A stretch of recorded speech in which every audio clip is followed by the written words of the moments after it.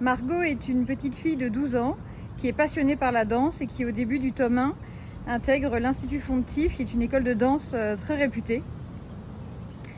Rudy est un petit garçon de 12 ans, mais qui lui déteste la danse. Son principal passe-temps, c'est de jouer des tours aux danseurs.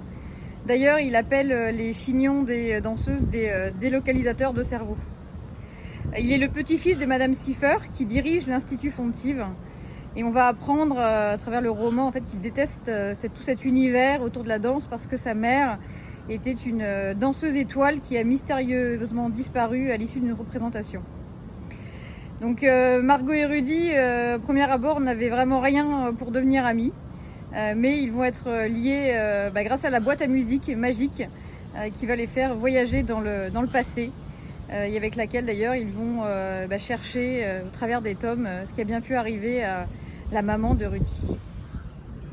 Alors moi je suis clairement plus spectatrice que danseuse. Je vais même dire que j'ai un gros problème de rythme, je pense.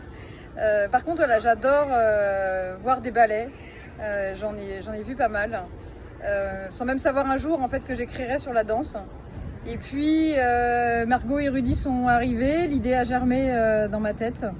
Et à ce moment-là, quand j'ai commencé à écrire, je me suis vraiment documentée parce que j'avais à cœur que le livre soit correct techniquement pour des petits danseurs et des petites danseuses, qu'ils évoquent quelque chose pour eux en termes de pas, en termes de correction, en termes de technique. Donc j'ai lu pas mal de livres sur les pas, justement sur la technique.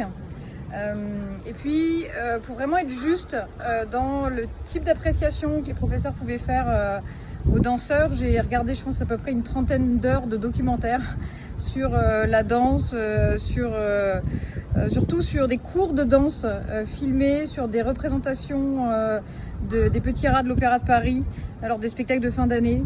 Voilà, faut vraiment m'imprégner de tout cet univers et que le livre soit le plus correct possible.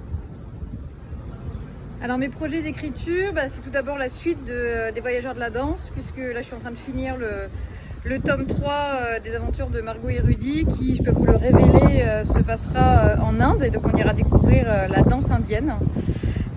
Ensuite j'écris souvent pour Planète J'aime lire, qui est le J'aime lire qui est diffusé par Bayard en Afrique de l'Ouest.